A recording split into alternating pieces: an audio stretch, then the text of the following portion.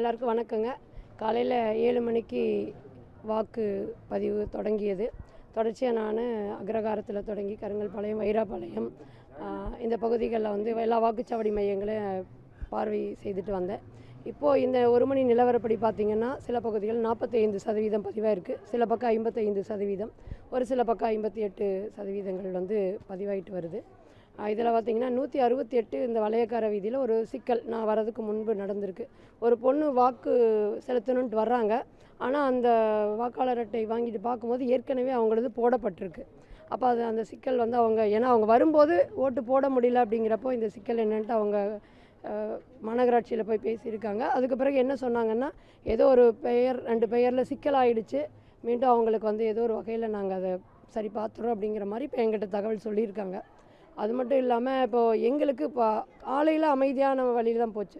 இப்போ மதியத்துக்கு மேலே பார்த்திங்கன்னா நிறைய நெருக்கடிகள், இடைஞ்சல்கள் அப்படி கொடுக்குறாங்க. இங்கே கருங்கல்பாளையம் பெண்கள் பள்ளியில் போகும்போது கூட இப்போ நான் போய் அமைதியான முறையில் எவ்வளோ வாக்குகள் பதிவாகுது அப்படின்னு கேட்குறது நம்ம கடமை, போய் கேட்டுட்டு வரேன். ஒருவர் வந்து அவரே அலைபேசி எடுத்துகிட்டு உள்ளே போகிறாரு, அவரே காணொலி எடுக்கிறாரு. ஆனால் ஒரு ஊடகம் வந்து இங்கே நடக்கக்கூடிய செய்திகளை பதிவு பண்ணி மக்களுக்கு கொண்டு போய் சேர்த்தணுன்னு வரும்போது அந்த ஊடகத்தை இவர் கேள்வி கேட்குறார். நீ யார், உள்ளே யார், எதுக்கு வந்தீங்க, எதுக்கு எடுக்கிறீங்க அப்படிங்கிறார். அப்போ திருப்பி இவர் யார் அப்படிங்கிற கேள்வி கேட்டால் நான் முதல் வேட்பாளருங்கிறாரு, வேட்பாளர் முகவருங்கிறாரு, நான் ஒரு முக்கிய கட்சியுடைய பிரமுகர் அப்படிங்கிறாரு. அப்போ இது வந்து ஏற்புடையதல்ல. இன்றைக்கி ஊடகங்கள் வந்து மக்கள்கிட்ட இங்கே நடக்கக்கூடிய செய்திகளை கொண்டு சேர்க்கக்கூடிய ஊடகத்திற்கே அனுமதி கொடுக்காம, ஆனால் தனி ஒரு மனிதன் அது ஊடகத்தை வந்து மிரட்டுறாரு. ஆனால் மற்றவங்க வந்து அமைதியாக இருக்காங்க. ஆனால் இதே நான் துண்டு போட்டேன்னா போடக்கூடாது, அவ்வளோ மிரட்டுறாங்க. அப்போது இதெல்லாம் வந்து நான் கடந்து வந்துட்டு தான் இருக்கேன். இன்னும் சில இடங்களில் எங்களுடைய கட்சியில் வந்து வாக்குச்சாவடி முகவர்களாக இளைய பிள்ளைகள், தம்பிகள் ஓடி வந்து உட்காரும்போது அவங்க அப்பாவை வச்சு மிரட்டுறாங்க. உங்கள் பையன் அங்கே உட்காந்துருக்கா, நீங்கள் என்ன பண்ணுவீங்களோ அவனை வந்து வெளியில் வர சொல்லணும்னு. அந்த தம்பி என்னை அழைச்சி கேட்கும்போது, இல்லைப்பா, ஏன்னா குடும்பத்துக்குள்ளே சிக்கல் வேண்டாம், பரவாயில்ல, வாக்கு செலுத்தக்கூடிய மக்கள் செலுத்துவாங்க, நீ போயிடுப்பான்ட்டு அவன் வந்து போயிட்டான். இப்போ இந்த நெருக்கடிகள் வந்து தாங்கள் வந்து ஒரு அதிகாரத்தை வச்சுருக்கோம், மீண்டும் நமக்கே வந்து அந்த அதிகாரம் கிடைக்கணும்னு நினைக்கிறாங்க.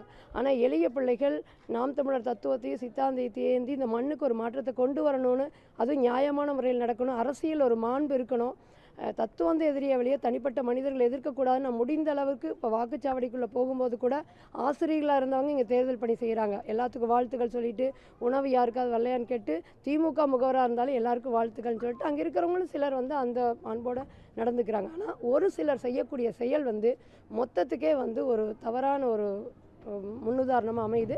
இது ஏற்றுக்கொள்ள முடியல. சில இடங்கள் எங்களுக்கு நெருக்கடி கொடுக்கறது மிகுந்த வருத்தத்தை கொடுக்குது.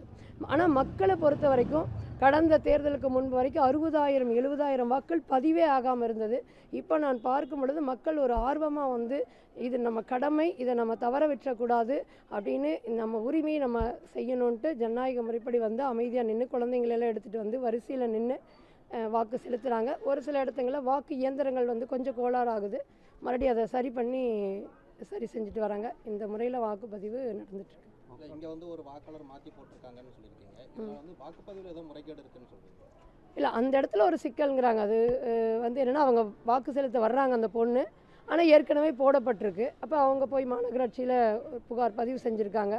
மீண்டும் அவங்களுக்கு வந்து நாங்கள் சரி பண்ணி கொடுத்துருவோம், ஏதோ ஒரு சிக்கல் நடந்துச்சுன்னு தான் சொன்னாங்க. நான் எப்படி பார்க்குறேன்னா, இந்த ஒரு சிக்கல் தான் முழுமையாக முறைகேடுன்னு நான் எதையும் சாட்சி இல்லாமல் சொல்ல முடியாது. இந்த இடத்துல ஒரு சிக்கல். ஆனால் எங்களுக்கு நான் பொதுவாக பார்க்கும்போது சில இடத்துல எளிய பிள்ளைகள், நாங்கள் நாம் தமிழர் வாக்குச்சாவடி முகவராக உட்காரும்போது வலிமையாக இருக்கக்கூடிய அதிகாரத்தில் இருக்கக்கூடிய திமுக ஒரு சில இடங்களில் வன்மமாக நடந்துக்கிறாங்க. அது ஏற்றுக்கொள்ள முடியாது. அப்படி இருக்கக்கூடாது அப்படிங்கிறது நான் பதிவு செய்யணும். வாக்குச்சாவடிகளில் வந்துட்டு ஆளுங்கட்சி முகவர்கள் கண்ட்ரோல் இருக்குன்னு உறுதியாக அது இருக்குது. ஏன்னா நாங்கள் எளிய பிள்ளைகள் தான், இப்போ தான் வளர்ந்து வர மக்கள் வாக்களிக்க தொடங்கிட்டாங்கன்னா, கட்டமைப்பு ரீதியாக பார்க்கும்போது வாக்கு செலுத்த தயாராகக்கூடிய மக்கள் இன்னும் வாக்குச்சாவடிக்கு வரல. ஆனால் எளிய பிள்ளைகள் நாங்களும் 70 விழுக்காடு வந்து வாக்குச்சாவடிகளுக்கு போட்டுட்டோம். ஆனால் போட்டவங்கள மிரட்டி நிறைய பேர் வரல. வந்தவங்களை நீ போக சொல்லணும் அப்படிங்கிறாங்க. நாங்கள் அந்த இடத்துல வந்து குடும்பத்துக்குள்ளே சிக்கலை ஏற்படுத்தக்கூடாது. ஏன்னா அப்பா ஒரு கட்சி இருப்பார், மகன் தான் வந்து நாம் தமிழருக்கு வந்திருப்பான். இப்போ அவங்களுக்கு சிக்கல் ஏற்படுத்த வேணாம், தம்பி நீங்கள் போங்க பார்த்துக்கலாம் அப்படிங்கிற முறையில் நான் வந்து எல்லா வாக்குச்சாவடிகளையும் நான் பார்த்துட்டு வரேன். நன்றி.